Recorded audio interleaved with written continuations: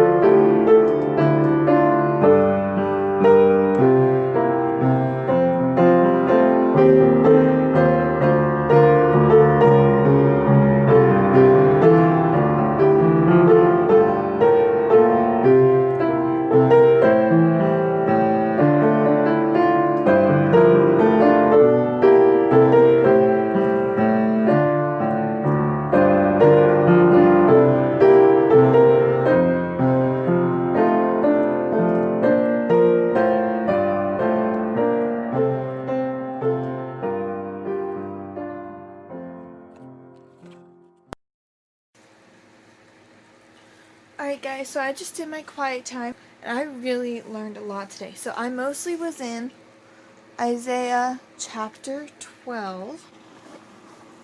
So in this chapter, I learned a lot. So it's only 6 verses, but there's like so much in here of just different things. So what really stuck out to me, how many times it said salvation. So behold, God is my salvation. He has also become my salvation. You draw water out of wells of salvation. And so I looked up salvation and what it meant, and salvation means deliverance, victory, prosperity through Jesus. And so that means that He is my deliverance, He is my victory. And when it says draw out of wells of salvation, that means to continually go to Him for strength, for mercy, and for grace to live in the different things. So I wrote down, each action, deed, and word should be filtered by His well of salvation. He guides my paths and strengthens me to live His way. And so that's mainly what I took away from this passage, just to continually go to Him for strength, and then also for wisdom, for encouragement. Anything we need, we can find in Jesus. And then at the end, it tells us why we should go to Jesus. It says, praise the Lord and call upon His name, declare His doings among the people. Make mention that His name is exalted. So just make Jesus known and to share Him with others. And that can be done with both telling someone the gospel, like particularly, and then also just by living in a way that He wants us to live. Then it says, for He has done excellent things, for great is the Holy One in the midst of thee. So it just clearly tells us that He has done excellent things. He is completely worthy, and He completely is worth us living for Him. So today, I just had a really special time with God today in Isaiah 12. I'd encourage you to go and read that passage and check back tomorrow. Alright guys, so I just did my day 2 devotions, and so today I was in Micah chapter 5 and 6, and you might be familiar with this passage because it talks a lot about prophesying about Jesus when He's going to come in several hundred years. But it's really cool because Jesus fulfills all of these things. And so a lot of times we hear these verses at Christmas, or just talking about Jesus and what He has done for us. Well, in chapter 5, verse 4, it says, and He shall stand and feed in the strength of the Lord, in the majesty of the name of the Lord his God, and they shall abide. for now shall he be great unto the ends of the earth. In that verse, it was telling us how Jesus would come and fully rely on God for his strength, for his satisfaction. And so I wrote down, Jesus found his full strength and satisfaction in the Lord. I need to follow Jesus' example and trust God completely. So that was my application for what I can do for what, based on what Jesus did. Then chapter 6, verse 8, it says, He has shown thee, O man, what is good. What does the Lord require of thee, but to do justly, and to love mercy, and to walk humbly with thy God. And so that just goes right back to chapter 5, verse 4, and it talks about how Jesus has shown us these things, and how we should want to do that ourselves. And so I'll see you guys tomorrow. Hey guys, so it's day 3, Wednesday.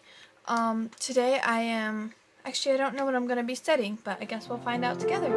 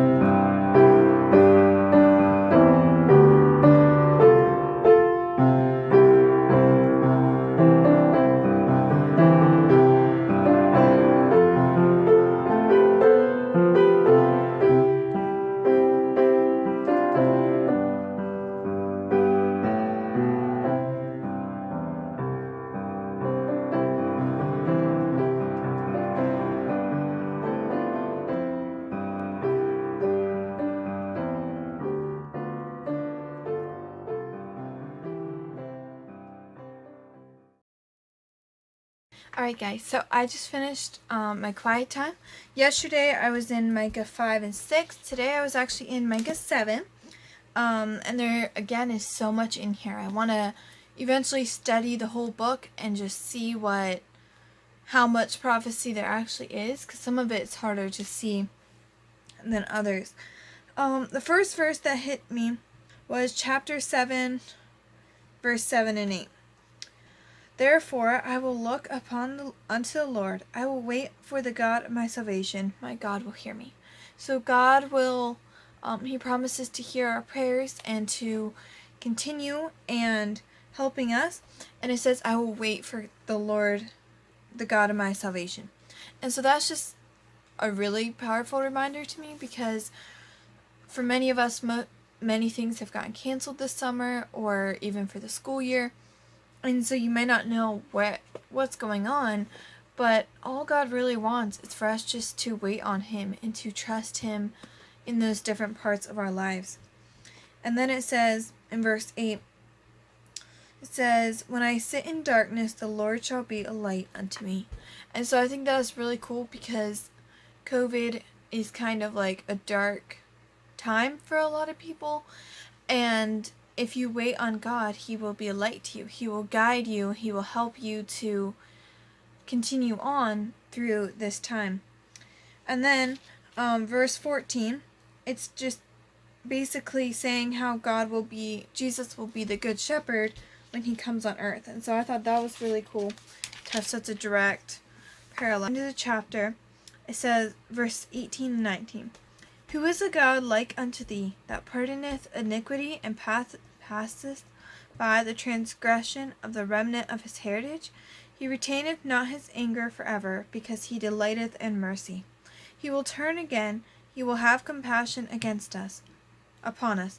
He will subdue our iniquities, and that will cast all our sins into the depths of the sea.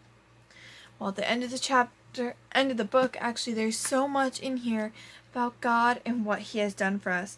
And so, real quick, it says, who is a God like unto thee? That means that no one is even comparable to God.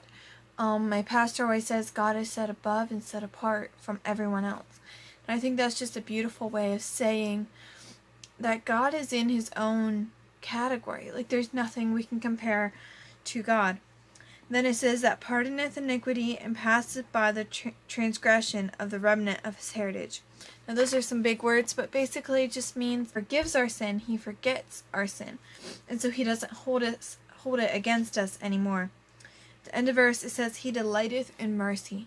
Now mercy's been a really big word for me most of the summer. Mostly in learning from Jonah. We see a lot of God's mercy to Jonah and to the people of Nineveh. I'll link that video down below. But God is just so merciful. Like, he loves to show mercy, and he will show us mercy when we abide in him. And then it says, verse 19, it just kind of repeats those characters of God. It says, we will have compassion upon us, which is like mercy. He will subdue our iniquities, and thou will cast all their sins into the depths of the sea.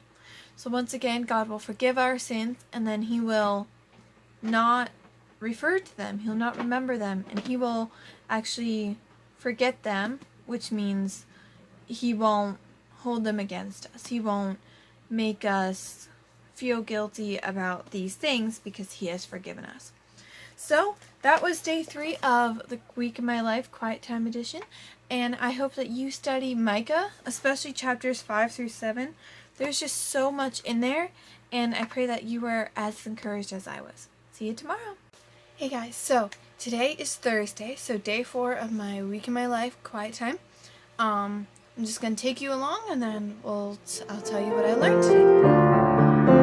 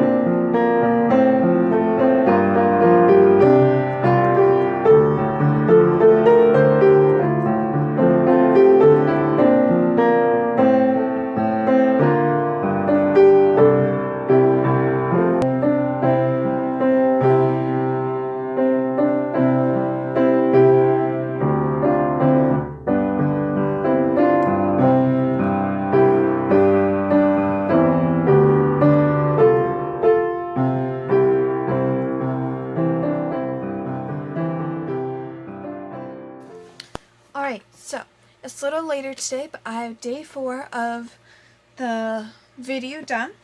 And so, I don't know if I said this, but I'm actually doing a Read the Bible in the Year plan. So, I'm going through it chronologically, so that's why I'm in, like, different books and stuff.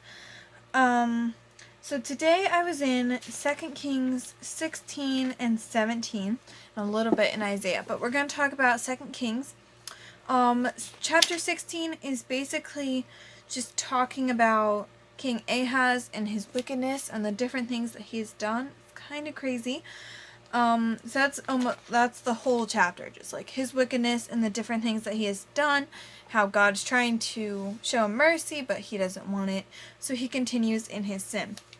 Well then, in chapter 17, there's a new king, and Israel goes under captivity. In verse 7 it says that the children of Israel had sinned against the Lord their God that brought them out of the land of Egypt from under the hand of Pharaoh, king of Egypt, and they feared other gods. So even though God had delivered them so many times and like everything, getting them out of Egypt, protecting them, helping them cross the Red Sea, Jericho, all of that is past, and yet they would know those stories because those are pivotal moments in their history, but yet they still continue to serve other gods. They don't fear the one true God. They fear false gods, and and so that's why they're in captivity. And then verse 9 it says, and the children of Israel did secretly those things that were not right against the Lord their God. They built them high places in all their city, from the tower of the watchman to the fenced city. So basically, they were ashamed of their sin. They realized that what they were doing was wrong. And so I wrote, they knew that they were living in sin, so they tried to conceal their deeds. But the problem was, we know that God is omniscient and omnipresent, and so God can see everything. He knows everything that's happening. And so even though they tried their best to hide this from God, he continued, he still knew their sin, and they were going to be judged for it. They set up altars and temples for these false gods all over the entire nation. And then it says, and the Lord gave them a second warning. So they came out of captivity, and God said, "Turn ye from your evil ways, and keep my commandments and my statutes, according to the law which I have commanded your fathers." But in verse 15 it says, "But they rejected his statutes and his covenant that he made with their fathers, and his testimonies which he testified against them, and they followed vanity and became vain, and went after the heathen that were round about them." So God was giving them a second chance. He was trying to show his love and mercy to them, and just saying, if you follow me, then I will protect you. I will be your God. They decided to continue following in their sin, and it says they rejected his statutes and his covenant. That means that anything that he said, they pretty much disregarded. Even if it was set in place for centuries, they still didn't want anything to do with it. At the end of the verse, it says, "Went after the heathen that were round about them." Now that's a big issue, because they were in captivity, but even after that, they surrounded themselves with heathen, or people of different nations who worshipped false gods. And so they surrounded themselves with that influence, and now they were starting to follow in that influence, and they didn't want to worship the one true God. Well, they continued to sin, and God eventually rejected them. It says he removed them out of his sight, and there was none left but the tribe of Judah only. Verse 19. "Also Judah kept not the commandments of the Lord their God, but walked in the statutes of Israel, which they made." So that means that they still didn't do everything perfectly. They still fell short of different commandments of God. Sometimes maybe they purposely didn't obey different commandments. But God showed them grace, and he showed them his love, because they were still trying to follow him in certain areas. And so I wrote, Judah still didn't fully follow God, but they still sought to please him. So they still sought to do what was right, even though they didn't always do it. And so I thought that was a beautiful picture of us today, because so often I try to do what's right, but I'm sinful, I'm human, and so I fail and I fall short. And so just like with Judah, if I am trying to still please God, then he will bless that, and he will protect me and be my God. So that was what I learned today. I'll check in tomorrow for the last day. Hey guys, so it's Friday already, and I'm going to be sharing my devotional for Friday, and so come along and we'll see what it is.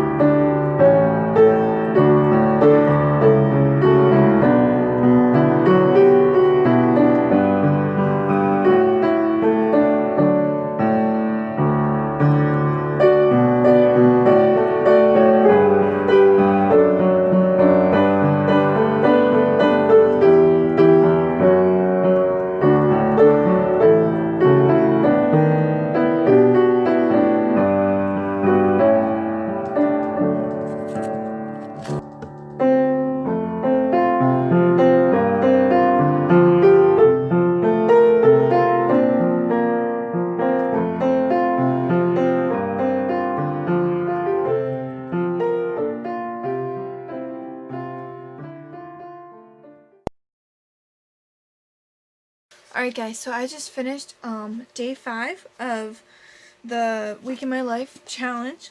And so today I was back in Isaiah chapter 14, 15, and 16. Read a little bit of chapter 17, but I wasn't able to read too much. Well, in chapter 14, right away it says, for the Lord will have mercy on them. And then on verse 3 it says, and it shall come to pass, and the Lord shall give thee rest from thy sorrow and from thy fear, and from thy hard bondage wherein thou hast made to serve. And so God is promising to deliver the Israelites from bondage, from fear, and to bring them out of that and to give them rest rather than servitude. Well, I feel like that really applies to as believers, because it says, he shall give thee rest from thy sorrow and from thy fear. And so I connected it and I just wrote, for believers, God also gives rest from sorrow and fear. I have no reason to be trapped by fear because he gives me peace and joy. So I think that is a very powerful thing, because if we realize that we don't have to fear, we don't have to be saddened at different things, then that just brings us so much joy, and we can remember the peace we have in Jesus. We don't have to be afraid of different things. And in the Bible, I forget where it's found, but it says, I will not fear what man can do to me, for the Lord is on my side. And so I feel like that's just also, it connects very well with this verse, because it just says we don't have to be afraid of what our world is going through or what we're dealing with right now, because God is on our side and he promises to give us peace, to give us rest and joy. Later on it talks about the different kingdoms and nations and those in that time who would fall because of their wickedness. And then chapter 14 verse 27 is talking about the fall of Assyria. But I really liked this verse because it talked about, well, I'll read it. It says, for the Lord of hosts hath purposed, and who shall disannul it? And his hand is stretched out, and who shall turn it back? That means that whatever God plans to do, no one can stop. And I feel like that's goes along really well with what our world is going through right now, because no one can stop the virus or anything else that's going on right now, but God planned it for a certain reason, and so he has the power to make those things happen. And because he's God, no one can stop his plan. No one can change it in any way. Well, chapter 15 again is just talking about the different kingdoms, and chapter 16 is just talking about how David was righteous and then how the other nations were wicked and sinful. Well, guys, that's the end of my challenge. I really have enjoyed doing this, actually. It wasn't really too different. I just did my normal devotional schedule, but I loved sharing with you guys what I've been learning and just maybe a little bit how I do my Bible study. If you want more videos like this, let us know in the comments. I would love to do another week in my life or something else. Any Bible challenges, Bible ideas, anything you guys want to see.